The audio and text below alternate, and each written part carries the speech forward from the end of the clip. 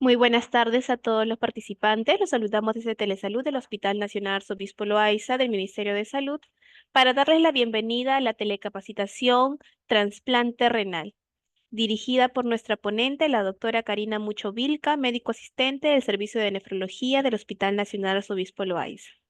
Antes de iniciar, recordarle a todos los participantes que pueden realizar sus preguntas a través del chat de la plataforma de Zoom para ser respondidas al final de la ponencia. Sea bienvenida, estimada doctora Karina Mucho. Es un honor tenerla el día de hoy con nosotros. Le doy el pase para el desarrollo del tema. Adelante, por favor.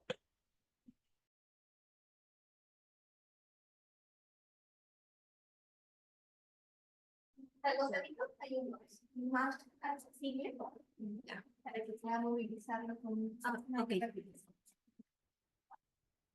Muy buenas tardes. Primeramente agradecer por la oportunidad que me dan de poder hablar un poco sobre lo que es el trasplante renal. Esta es una visión panorámica, ya que este tema es extensamente amplio. Este es el temario que vamos a ver a lo largo de toda la exposición y vamos a ampliar un poco más el tema del trasplante renal donante vivo, que es lo que se viene haciendo en nuestro hospital. A nivel mundial, en el 2017, en un análisis sistemático, se encontró 697.5 millones de casos de enfermedad renal crónica en todas las etapas. Perdón, un ratito. Para el 2021, más de 850 millones de personas padecen algún tipo de enfermedad renal. Actualmente, la enfermedad renal crónica es la sexta causa de muerte de más rápido crecimiento, que provoca al menos 2.4 millones de muertes al año, llegando a tener una prevalencia a nivel mundial del 9.1%. En el Perú, este es un serio problema de salud pública y se estima que para el año 2021, más de 3 millones de personas mayores de 18 años han tenido una enfermedad renal crónica en estadio 1 al 4. Igualmente, se estima que 23.418 pacientes deberían de estar recibiendo terapias de reemplazo renal, pero para el 2021 se visualizaron en el sistema sanitario 19.135 pacientes que estaban recibiendo un tipo de terapia renal. En el Perú está claramente establecido que la diabetes, no solamente en el Perú, sino a nivel mundial, que la diabetes, la hipertensión y las glomerulopatías serían responsables de más del 75% de casos. Y un paciente que tiene una enfermedad renal crónica en fase terminal va a requerir seleccionar cualquier tipo de modalidad de terapia de reemplazo renal, ya sea la hemodiálisis crónica, la diálisis peritoneal o trasplante renal. Y en esta fase de enfermedad renal crónica avanzada, nuestro sistema sanitario financia a pocos pacientes a muy altos costos, consumiendo así entre el 3.35% hasta el 6% del presupuesto en salud del Perú. El trasplante renal es la terapia más costo efectiva para reemplazar al riñón en fase terminal. La tasa de trasplantes por millón de población que se realizan en nuestro país está lejos de las tasas ideales en Latinoamérica. Es así que en Perú vemos que la tasa de pacientes vivos con injerto funcionante por millón de personas o por millón de población es de 63.2, a diferencia de lo que es en Latinoamérica de 156. Y la tasa de trasplantes renales en Perú llega a 6.1 por millón de población, a diferencia de Latinoamérica, que viene siendo en 19.4. En una ponencia reciente dada por el director general de la Dirección de Donación de Órganos y Tejidos, nos presentó la siguiente tabla en la cual podemos apreciar la evolución de la tasa de donantes de órganos por millón de población.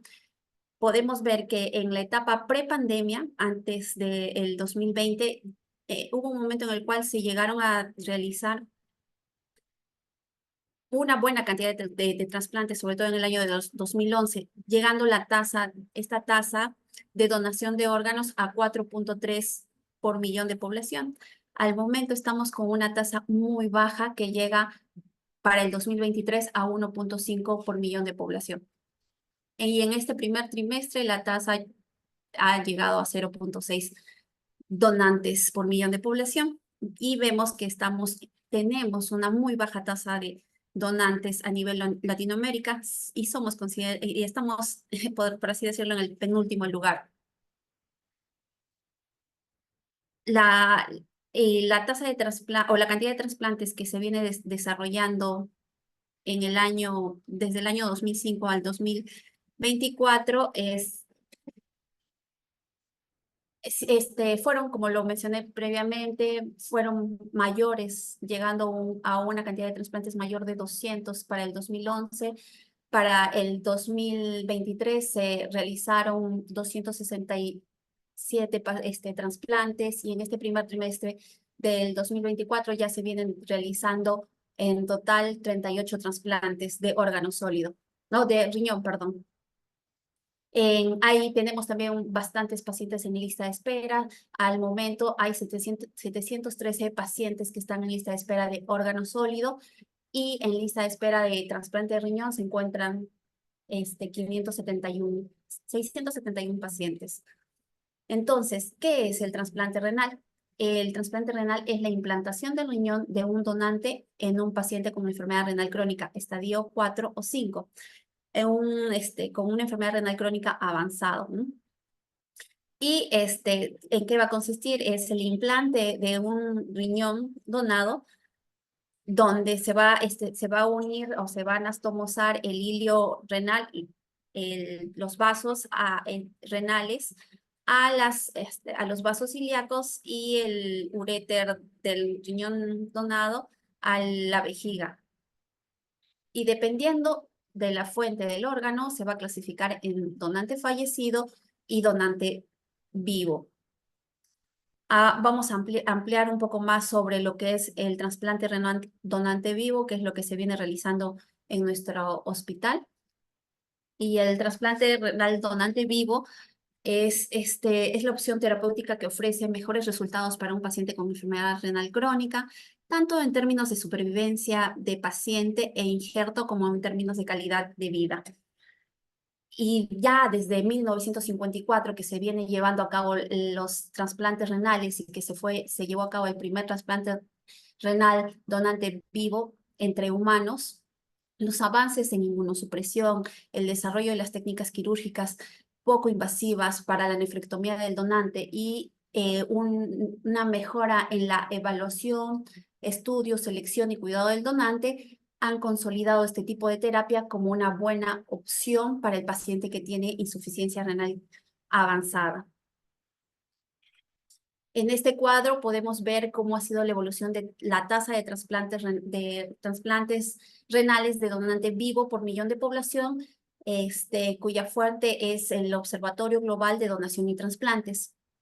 Vemos que las mayores tasas de trasplante renal donante vivo se vienen dando a nivel de Países Bajos, luego sigue Estados Unidos,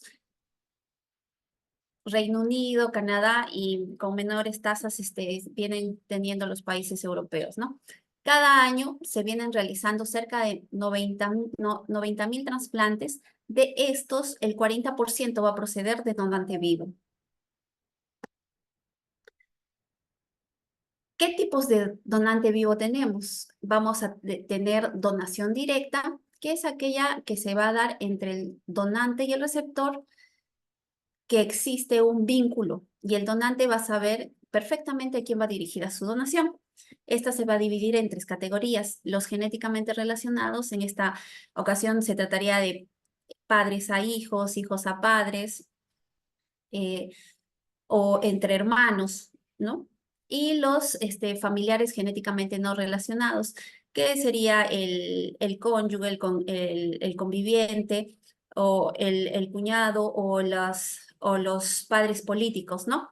Y también los no familiares y, o sea, las amistades, ¿no? Este tipo de trasplantes se desarrollan en otros países.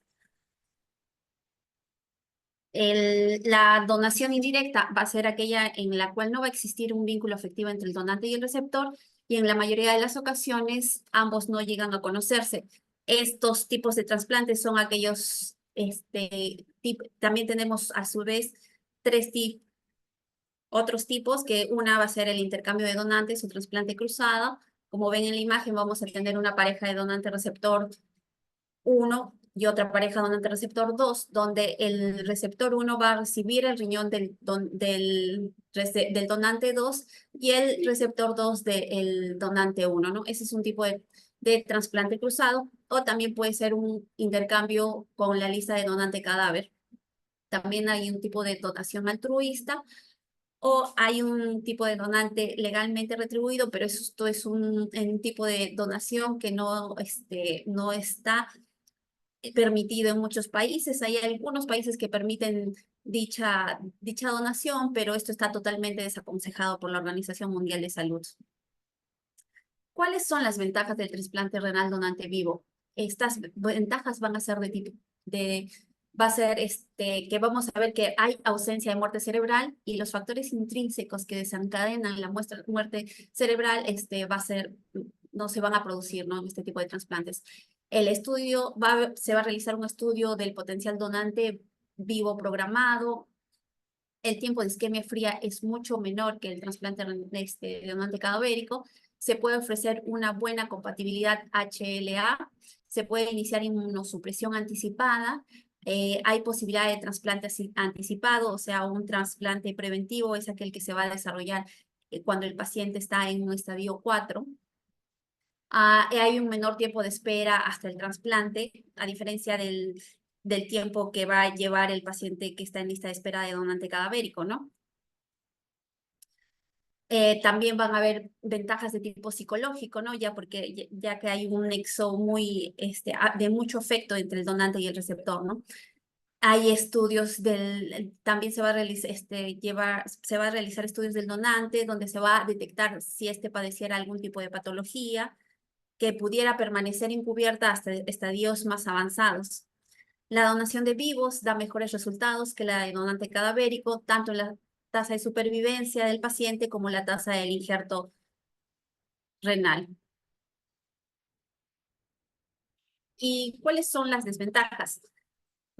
Más que desventajas son el riesgo que el donante podría tener, ¿no? El donante va a tener un riesgo de mortalidad aproximada de 1 en 3.500, es un bajo riesgo, y un riesgo de mortalidad grave al 2%.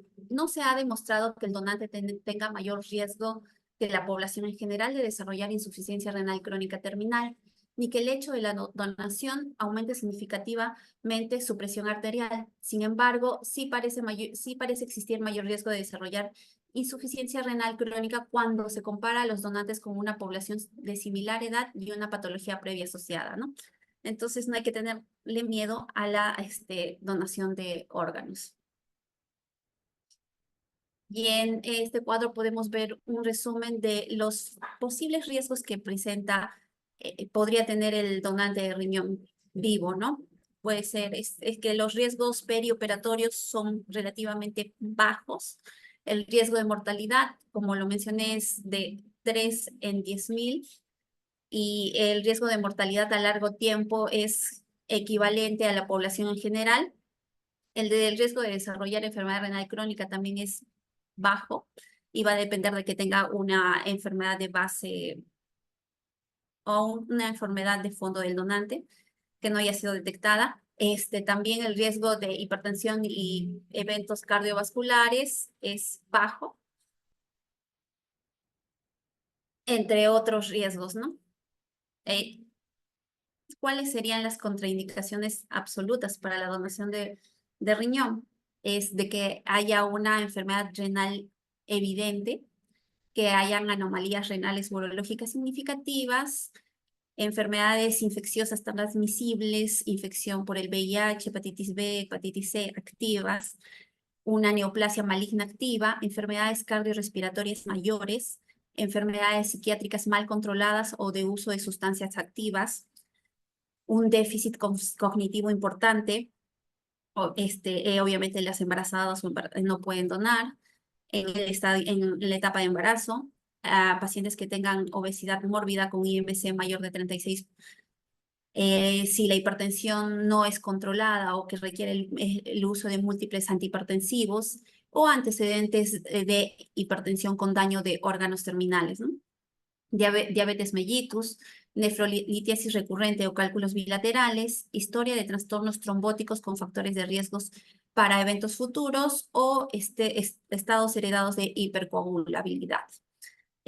Menores de 18 años con una incapacidad mental, evidencia de infección sintomática aguda hasta que se resuelva el dicho episodio de infeccioso, alta sospecha de coerción o coacción del donante, alta sospecha de intercambio financiero ilegal entre donante y receptor. Esas serían las contraindicaciones absolutas. También vamos a tener contraindicaciones relativas, que son un síndrome metabólico, una obesidad con IMC que va entre 32 y 36, enfermedades psiquiátricas, también hay contraindicaciones relativas en cuanto a la edad, en cuanto a donantes menores de 18 años y donantes añosos mayores de 70 años, ¿no? Hipertensión arterial límite o leve, anomalías urinarias límites o en ausencia de un deterioro de la función renal, un episodio único previo de nefrolitiasis sin evidencia de riesgo secundario, ¿no? Después de haber visto las contraindicaciones tanto absolutas como relativas, vamos a hablar sobre la evaluación del donante. Como lo mencioné antes, viene la ventaja de realizar trasplante renal donante vivo es de que se tiene mayor cuidado en la evaluación y selección del donante. El estudio del donante del riñón es un proceso complejo en el que van a intervenir numerosos especialistas, neumólogos, anestesiólogos, urólogos, psiquiatras. Un buen número de especialistas van a evaluar al donante del riñón, ¿no? Para asegurar de que el donante tenga una buena salud física y psicológica. También que la donación es consciente, voluntaria y desinteresada. Los riesgos para el donante a corto, mediano y largo plazo son muy bajos, como lo mencioné anteriormente, y la posibilidad del éxito en el receptor son altas.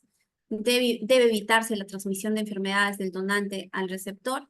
Y en caso de enfermedades hereditarias es muy importante confirmar que el potencial donante no las sufre o porta igual que el receptor. Esta es la evaluación médica que se realiza a los donantes vivos. Se hace se determina el IMC, peso, talla, su presión arterial, el grupo sanguíneo, tipificación del HLA, prueba cruzada con el receptor, su hemograma bioquímico, su perfil básico de orina, sedimento orina, un perfil hepático, radiografía de tórax, ecografía abdominal, tomografía, especialmente angiotomografía para evaluar la estructura de renal, tanto anatómica y vascular, estudios de espirometría que la va a indicar para evaluar la función respiratoria, ecocardiograma, el descarte de neoplasias en el caso de los hombres, el PSA o algunos otros marcadores tumorales, y mamografía en el caso de las receptores donantes mujeres, y revisión ginecológica también en el caso de las donantes mujeres, ¿no? Ahora vamos a hablar sobre la evaluación del receptor. Tanto el donante como el receptor tienen que ser evaluados cuidadosamente. Y en el receptor también van a haber algunas contraindicaciones absolutas para el trasplante, que generalmente que son generalmente aceptadas, ¿no? Que sea la presencia de una neoplasia activa con corta esperanza de vida, enfermedad crónica con corta esperanza de vida, menor a 1 año, consumo activo de drogas o alcohol, o insuficiencia orgánica severa sin posibilidades de corrección, una psicosis no controlada. Cuáles también van a tener contraindicaciones relativas en las que van a requerir medidas diagnósticas, terapéuticas previas a la inclusión del paciente en la lista de espera, que puede ser la presencia de una infección activa, enfermedad coronaria, enfermedad vascular periférica severa, una enfermedad cerebrovascular, hepatitis en actividad o enfermedad hepática crónica, enfermedad ulceropéptica activa, no adherencia al tratamiento demostrada. En esta etapa de la evaluación pretrasplante del receptor se evalúa bastante la adherencia al tratamiento. Si vemos que el paciente no ha sido adherente a las indicaciones o al tratamiento, sea que se le ha dado como paciente con insuficiencia renal crónica en hemodiálisis, vamos a ver de que tampoco va a tener una buena adherencia al tratamiento post-trasplante, ¿no? Es importante evaluar también esto de la adherencia. También la infección VIH, si no cumple una serie de requisitos básicos relacionados con la carga viral e inmunidad. Hay muchos países que están realizando trasplante renal o están realizando trasplante en pacientes con VIH, ¿no? Nosotros en el Perú todavía no. La evaluación del receptor va a ser, vamos a evaluar, primero ver una historia médica de las enfermedades infecciosas que el paciente ha tenido, se va a desfocalizar, ver si tiene algún foco infeccioso a nivel odontológico, respiratorio, se va a evaluar su estado hemodinámico, cardiovascular, gastrointestinal, se va a evaluar también si ha tenido exposiciones previas a pacientes a tuberculosis o factores de riesgo de infecciones transmitidas por otros hemoderivados, exposiciones a animales o mascotas, exposiciones ocupacionales o si tiene contacto entre niños. Son varios factores los que se van a evaluar en la historia médica del receptor de trasplante renal, ¿no? También se va a realizar un examen físico y procedimientos diagnósticos, ¿no? Se le hace el PPD, una placa de tórax, una radiografía de senos paranasales, se le hace un parasitológicos seriado y cultivos de heces, examen de orina si es que el paciente tuviese una diuresis residual, se hace cultivos de frotis nasal, examen odontológico, ginecológico, urológico y la serología para el perfil TORCH y también para el descarte de hepatitis B, C y VIH, ¿no? También se evalúa si el paciente está protegido por las vacunas, si ha recibido sus vacunas para la hepatitis B, para el COVID, para el tétanos, influenza, neumococo, principalmente, ¿no? Luego de haber realizado una evaluación tanto del donante y del receptor, que va a tomarse un tiempo entre 6 meses a un año, también se realiza el estudio inmunológico de la pareja donante-receptor. El objetivo de este estudio es determinar la compatibilidad entre el receptor y el donante y estratificar así el riesgo inmunológico. Lo primero que se ve o evalúa es la compatibilidad del grupo sanguíneo ABO, ¿no? Y esta compatibilidad va a seguir las leyes de transfusión de sangre, ¿no? Luego se hace una tipificación HLA. Para realizar la tipificación HLA se puede hacer y lo que se viene haciendo es de forma molecular mediante el sistema Luminex. Luego se realiza y también se evalúan las compatibilidades que presentan tanto el donante como el receptor y en los números de mismatch que tienen el donante y el receptor. Recordar que las tasas de supervivencia del injerto están relacionados también con el número de compatibilidades que tengan, ¿no? El donante y el receptor. Luego se realizan las pruebas cruzadas, principalmente para ver si no se va a presentar un rechazo hiperagudo o un rechazo temprano, ¿no? Estas pueden ser por citotoxicidad o la que es dependiente de complemento o por citometría de flujo, que es la que viene realizando el Hospital de Niño San Borja y es a la cual nosotros enviamos a nuestros pacientes a realizarse.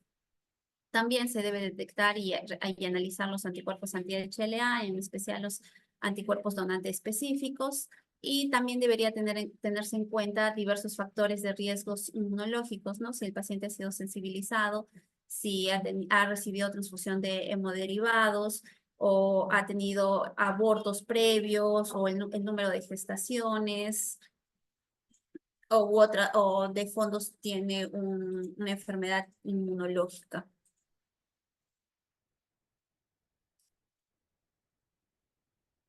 ¿Y cuál es la inmunosupresión que van a recibir los receptores del donante vivo? Si los receptores no tienen factores de riesgo inmunológico, se aconseja utilizar como inducción anticuerpos anti-CD25, el basiliximab, que es 20 miligramos al día 0 y al cuarto día. Y como terapia de inducción se utilizan inhibidores de la calcineurina como el tacrolimus o ciclosporina, también antiproliferativos como el ácido micofenólico, micofenolato mofetilo o aciatropina, también corticoides, prednisona. Estos tres inmunosupresores de mantenimiento son también conocidos como la triple estándar, ¿no? También se han utilizado en algunos centros trasplantadores, utilizan inhibidores mTOR como sirolimus o everolimus en sustitución del ácido fólico, digo, del ácido micofenólico o tacrolimus, ¿no? Que han visto resultados similares. Esto más lo usan en España, ¿no? Y en pacientes que tienen factores de riesgo inmunológico alto, se debería de considerar la administración de anticuerpos antitimocíticos como la timoglobulina, ¿no? Muchos centros también han empleado rituximab, entre otros inmunosupresores, y no hay datos que permitan afirmar de forma concluyente su eficacia en este tipo de pacientes. Vamos a hablar también un poco sobre cuál es el manejo postoperatorio del receptor de trasplante renal donante vivo. También se ha visto que la elevada prevalencia de enfermedad cardiovascular en el paciente con enfermedad renal crónica avanzada que está urémico, y tras el trasplante renal va a obligar a un adecuado monitoreo durante la cirugía del trasplante renal para asegurar una función cardiovascular óptima, evitar la isquemia miocárdica y obtener una adecuada perfusión del injerto renal. O sea, la monitorización del receptor del trasplante renal va antes, durante el intraoperatorio y postoperatorio inmediato, ¿no? El primer día o el postoperatorio inmediato se debe vigilar el estado hemodinámico y respiratorio con monitorización continua del receptor. Se debe evaluar el, la PVC, se debe asegurar una buena perfusión del injerto renal. Se hace una monitorización diaria de horaria de la diuresis, y siempre se debe considerar la diuresis residual del receptor. Recordemos que no todos los pacientes con insuficiencia renal crónica no orinan. Hay algunos pacientes que reservan su diuresis residual. En algunos llegan a ser inclusive de 500 a 1500 cc al día. También se tiene que verificar la inmunosupresión administrada, la inmunosupresión que sea de inducción, que se da inclusive antes del intraoperatorio y durante la cirugía. Se verifica la profilaxis antibiótica de la herida quirúrgica, se debe detectar problemas quirúrgicos y también valorar la necesidad de hemodiálisis ante pacientes que no orinen, ¿no? O no haya una función adecuada del injerto. Se evalúa la presencia de hipertensión arterial. Si estamos ante pacientes con hipertensión arterial severa, se debe tratar para evitar así sangrados quirúrgicos, edema agudo de pulmón o eventos cerebrovasculares. También evaluamos el estado de volemia del paciente. Si el paciente tiene hipervolemia excesiva, la cual debe evitarse, especialmente en pacientes longevos, mayores de 60 años o con disfunción diastólica o problemas cardiovasculares, ¿no? Y si tenemos un paciente que tiene oligoanuria o está en anuria, nos debe de llamar bastante la atención y debe ser considerado como una urgencia diagnóstica, ya que si es que nosotros tenemos, se había visto de que el paciente iba a tener una diuresis inmediata y vemos que el paciente tiene oligoanuria, nosotros debemos de comprobar el estado adecuado de volemia primeramente, descartar problemas de sondaje vesical, haber optimizado la hemodinamia del receptor y si es que no hubiese respuesta a expansión de volumen ni uso de diuréticos, debemos de realizar pruebas de imágenes para comprobar una adecuada vascularización o hiperfusión del injerto renal o descartar complicaciones de la vía urinaria, ¿no? Esos son los cuidados que se debe tener en el postoperatorio inmediato. Ya en los días siguientes se va a ver que el paciente va a sentarse, a deambular y va a iniciar la tolerancia oral, ¿no? Se va a realizar una evaluación diaria de la diuresis y el peso, la situación hemodinámica y respiratoria. Se va a detectar la presencia de infecciones precoces. Se empieza a administrar o dosificar la inmunosupresión e inicio de profilaxis de infecciones oportunistas. Los estudios que se van a realizar en estos días van a ser hemograma, bioquímica, niveles séricos de inmunosupresor. Cada 48, 72 horas se valorará de forma individualizada la necesidad de radiografía de tórax, EKG, electrocardiogramas.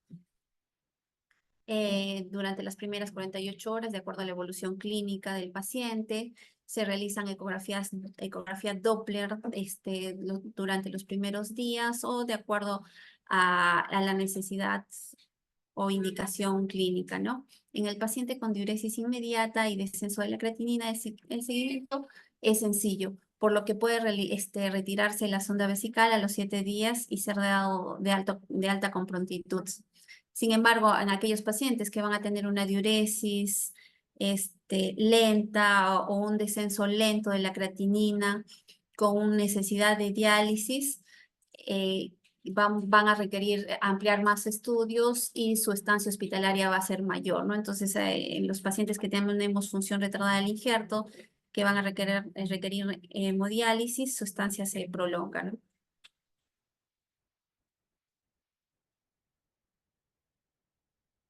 Luego vamos a ver sobre las complicaciones post-trasplante. Estas complicaciones van a abarcar las primeras 12 semanas tras la cirugía y estas se van a denominar un periodo post-trasplante precoz y a su vez se va a dividir en dos, ¿no? En un post-trasplante inmediato o primera semana post-trasplante, en donde predominan las complicaciones relacionadas a la cirugía. Y desde la segunda semana hasta la semana 12, donde lo que hacen son complicaciones inmunológicas y médicas.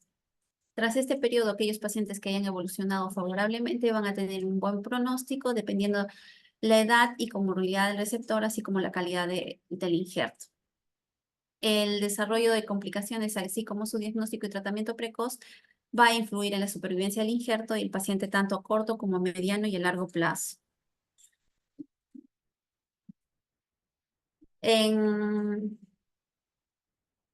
Bueno, esto es como que un pequeño resumen o algo panorámico sobre el trasplante renal donante vivo. El trasplante renal donante vivo y se ha visto que tiene mejores tasas de supervivencia del paciente y del injerto renal a diferencia de trasplante renal donante cadavérico. Y también es una cirugía programada donde se debería de tener controlada todos los potenciales riesgos que pudieran tener tanto el donante como el receptor. También el otro tipo de trasplante renal es el trasplante renal donante cadavérico, ¿no? En esta situación, los donantes son aquellos cadáveres, ¿no? Aquellos pacientes fallecidos en situación de muerte cerebral, ya sea por un traumatismo cráneoencefálico, accidente cerebrovascular, anoxia cerebral o tumores benignos no metastatizantes, perdón. Y estos a su vez se van a subdividir en dos tipos de donantes cadavéricos, pacientes donantes con muerte cerebral, cuyo diagnóstico tiene que ser la muerte encefálica, y donantes en parada cardiorrespiratoria, también conocidos como donantes en asistolia, ¿no? Y estos a su vez van a ser donantes en parada cardíaca circulatoria controlada, que es la que se va a desarrollar dentro del hospital o intrahospitalaria y aquella no controlada cuando el donante sufre la parada cardiorrespiratoria fuera del hospital, ¿no? Ya sea en su casa o en la calle. Este tipo de donantes o este tipo de trasplantes se desarrolla con mayor, se desarrolla en mayor cantidad en países europeos, siendo los que llevan las más altas tasas, España, ¿no? Bueno, estamos viendo que tenemos dos tipos de trasplante renal, donante vivo, donante cadavérico, y qué dice nuestra legislación respecto al trasplante y donación de órganos. Nosotros en nuestro país tenemos la Ley General de Donación y Trasplantes de Órganos, que es la ley número 28189, y también la donación y trasplantes están basados en la Ley General de Salud, que es la ley 26842. La Ley General de Donación de Trasplantes y Órganos dice en el artículo 11 que la donación de órganos y tejidos de personas fallecidas o vivas debe ser un acto altruista, solidario, gratuito y voluntario. Y es algo que se les informa constantemente a los donantes que acuden a consulta cuando viene la pareja donante-receptor, ¿no? A la primera evaluación, que es un acto altruista, solidario, gratuito y voluntario, ¿no? Es un acto de amor, como nosotros lo decimos. Y en el artículo 11 dice que el receptor deberá estar inscrito en la lista de espera para la asignación de órganos y tejidos a cargo de la ONDT. Y los receptores extranjeros tendrán el mismo tratamiento que los de nacionalidad peruana luego de 2 años de residencia real en el país, ¿no? En el artículo 12 también hablan sobre la autorización de donar, que toda persona mayor de 18 años podrá autorizar la donación de sus órganos para después de su muerte, la ablación de sus propios órganos o tejidos para ser implantados en seres humanos dentro de un proceso de trasplante de órganos y tejidos con fines de estudio e investigación.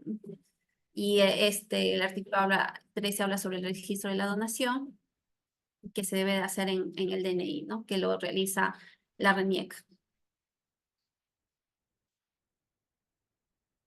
Bueno, este artículo ahora va a ser modificado sobre la ausencia de voluntad expresa del fallecido, ya que va a entrar en vigencia una nueva ley que la voy a comentar más adelante.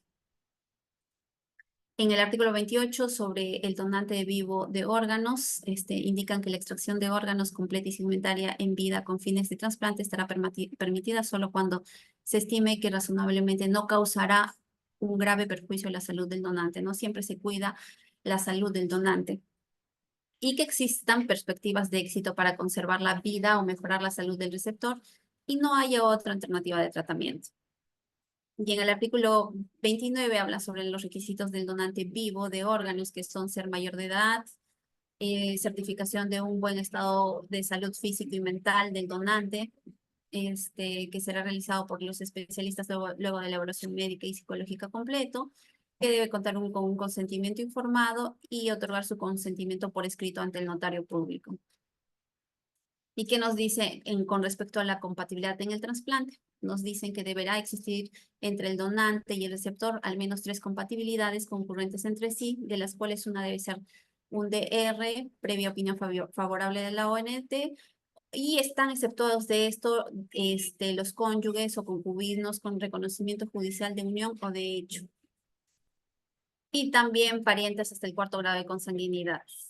Y los casos que no cumplan con dicho requisito deberán contar con la autorización previa de la ONDG. Esta es la ley número 31756, que es una ley que está pronta a entrar en vigencia, que es la ley del consentimiento presunto, ¿no? Esta ley promueve la donación de órganos y tejidos para el trasplante con fines terapéuticos, con el fin de promover la donación de órganos y tejidos del donante cadavérico para trasplantes con fines terapéuticos, ¿no? La misma va a detallar la autorización para la extracción y el procesamiento de órganos a tejidos de donantes cadavéricos se presume, ¿no? Por eso es que se dice que esta ley es de el consentimiento presunto que va a entrar en vigencia a fines de julio o agosto, y esperemos que esta ley pueda aumentar la tasa de donantes y así también aumentar la tasa de trasplantes renales en nuestro país, ya que son muy bajos. Entonces, siempre lo que tenemos que promover es la donación de órganos y recordar que sin donantes no hay trasplantes. Y donar es un acto de amor y es algo que debemos de promover una cultura de donación. Muchas gracias. Si alguien tendría alguna pregunta. Muchísimas gracias y felicitaciones, doctora Mucho. En caso los participantes tengan alguna pregunta, por favor hacerla llegar en el chat de Zoom. Mientras tanto, doctora, los participantes van redactando sus consultas. ¿Nos podría brindar alguna otra recomendación final respecto al tema expuesto? Justo esta semana se ha estado celebrando el Día del Donante, ¿no? Entonces, es tan importante generar una cultura de donación en nosotros como personal de salud, como también en la población en general, ya que si no mejoramos estas tasas de donaciones, es como quitarle, no darle la oportunidad de vivir más o recuperarse a los pacientes que tienen insuficiencia renal o para nosotros, ¿no? Y recordar que el trasplante renal es la terapia de elección, ya que tiene mejores tasas de supervivencia del paciente y mejora la calidad de vida y permite al receptor poder reinsertarse a la sociedad y poder volver a vivir, ¿no? Porque los pacientes que tienen insuficiencia renal crónica avanzada y están con algún tipo de terapia dialítica, o ya sea hemodiálisis o diálisis peritoneal, su calidad de vida poco a poco se va deteriorando, ¿no? Y su expectativa de vida también se acorta. En cambio, si recibirían un trasplante renal, esto mejora. Muchísimas gracias, doctora Mucho. Al ver que no hay preguntas respecto al tema expuesto por parte de los participantes, vamos a proceder a agradecerles por haber estado presentes el día de hoy e invitarlos a suscribirse a nuestro canal de YouTube. Nos pueden encontrar como Hospital Nacional Arzobispo Loaiza. Ahí podrán ver nuevamente las telecapacitaciones y TLYC. De igual manera, pueden escribirnos en los comentarios algunos otros temas de interés que les gustaría que se tocaran próximamente. Con nosotros sería hasta una próxima telecapacitación. Ha sido un honor tener el día de hoy con nosotros, doctora Mucho. Esperamos contar nuevamente con usted en una próxima oportunidad. Gracias. Buenas tardes.